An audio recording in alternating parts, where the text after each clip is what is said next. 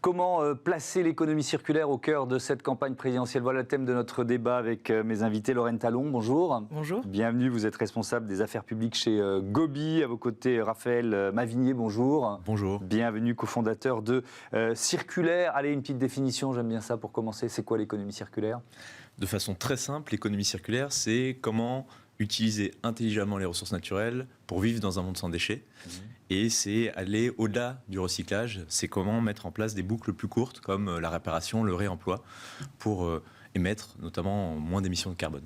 C'est ce que vous faites chez Gobi, avec des gourdes. Exactement, en travaillant en éco-conception. Oui, bon, c'est le principe. Alors, vous avez donc créé ce collectif Économie circulaire 2022, 150 experts. Vous venez de publier une tribune pour placer les enjeux au cœur de la campagne présidentielle. Pourquoi cette démarche ? On s'est créé en mars 2021 avec cette volonté de mettre au cœur de la campagne présidentielle le sujet de l'économie circulaire. On est 150, on est tous issus de la société civile. On vient d'organisations et de secteurs très divers. Vous allez avoir des startups comme Circulaire, comme ZAC, des licornes comme Back Market, des PME comme Gobi, mais également des associations comme le groupe ARES ou des institutions plus publiques comme l'Institut national de l'économie circulaire, l'INEC. Et on était tous des individus qui avaient cette volonté de faire parler et de mettre des mesures d'économie circulaire au cœur des programmes des candidats. On est donc très engagés, politique au sens où on s'intéresse à la vie de la cité, mais absolument apartisan. Et depuis un an, on réfléchit à des mesures qu'on est allé ensuite présenter à tous les partis, à tous les... Oui, à toutes les candidates et candidats. Ça veut dire quoi? Ça veut dire qu'il faut pour vous... on est en train de vivre, nous, dans cette émission, une sorte de vigie de ce qui se passe, mais en train de vivre une transformation de notre économie. Il faut l'accélérer. C'est un peu ça le message que vous voulez faire passer, le message général? En février 2020, la loi AGEC a été adoptée. C'est déjà une première étape. Nous, on pense qu'on peut aller encore plus loin, que l'économie circulaire est un vrai projet de société. Et c'est pour ça qu'on a réfléchi à des mesures qui sont le plus activables possible pour aller plus loin dans l'économie circulaire. Avec ce 16 mars, un grand oral des candidates et des candidats qui se passera à l'ESCP Business School. Ça veut dire qu'il y aura des milliers d'étudiants qui vont suivre ça. Je ne sais pas lequel de vous deux veut répondre à cette question. Peut-être Raphaël? On a plus de 30 campus qui sont engagés dans la démarche. Potentiellement, cette diffusion peut atteindre jusqu'à 10 000 étudiants, voire plus. Et quand on sait qu'on a moins de la moitié des 18-25 ans qui sont prêts à aller voter aujourd'hui, c'est une démarche extrêmement importante qui peut leur permettre de prendre la bonne décision. Ouais. Alors, on va regarder ce qu'il y a dans votre programme La France a du bon sens. Vous faites des propositions. Je commence par le plastique. Il y a ce chiffre qu'on peut rappeler, 1 million de tonnes d'emballages plastiques qui sont mises sur le marché chaque année en France et la moitié ne dispose d'aucune possibilité de recyclage. Qu'est-ce que vous proposez pour inverser la tendance ?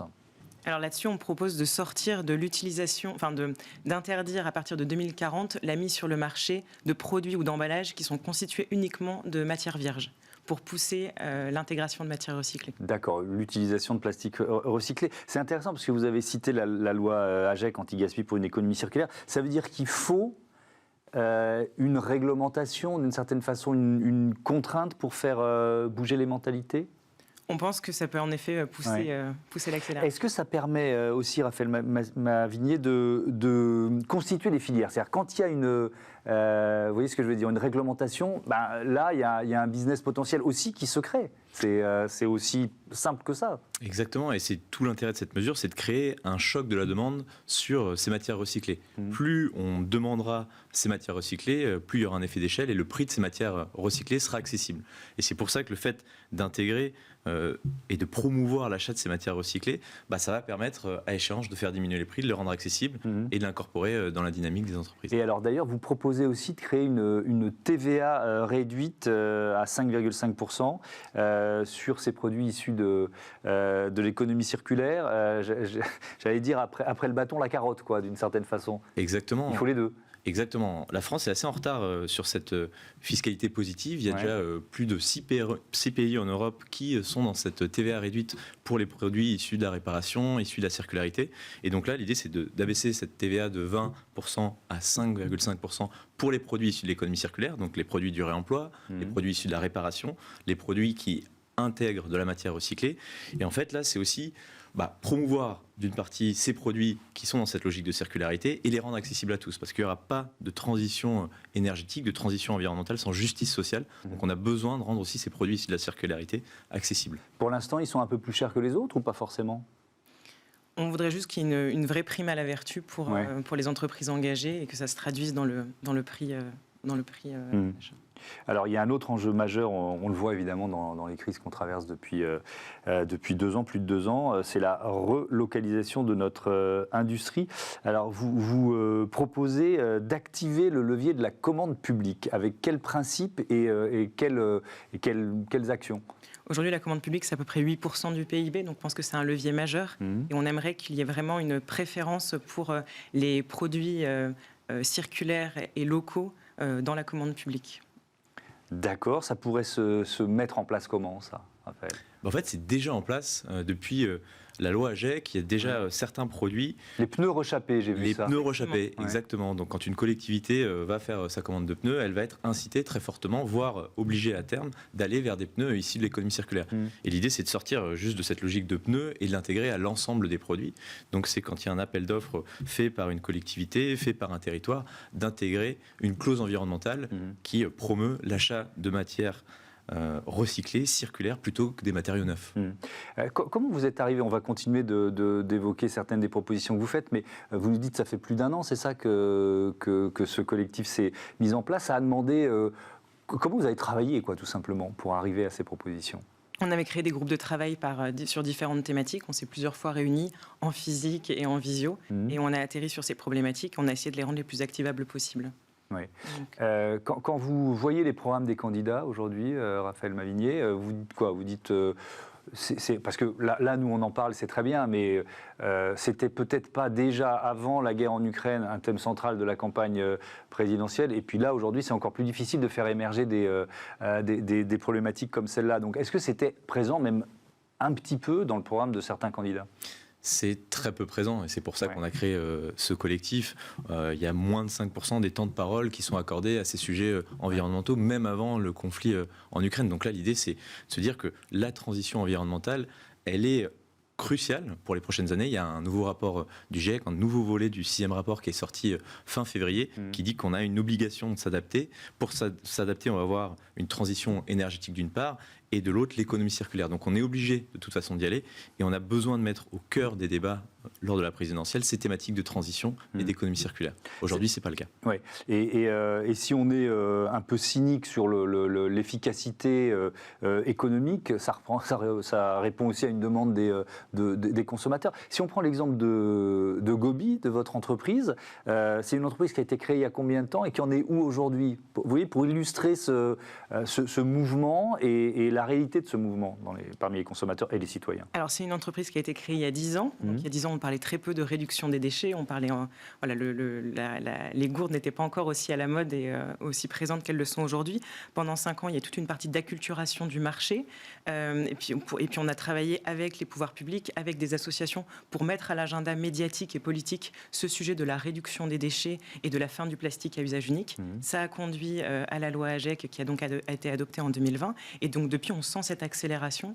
Et aujourd'hui, nous, on a plus de 12 000 clients entreprises et on a équipé plus d'1,5 million de clients. Donc, c'est une vraie réalité aujourd'hui. Oui, sur cette question du plastique qu'on a abordée tout à l'heure, j'y reviens, Raphaël Mavigné, sur la filière, là aussi, parce que c'est vraiment ça le cœur du débat. La filière, elle s'est structurée, elle en est où aujourd'hui, la filière de recyclage du plastique ? Parce qu'on disait tout à l'heure, la moitié du million de tonnes d'emballages qui sont mises sur le marché ne dispose aujourd'hui d'aucune possibilité de recyclage. Donc on en est où ?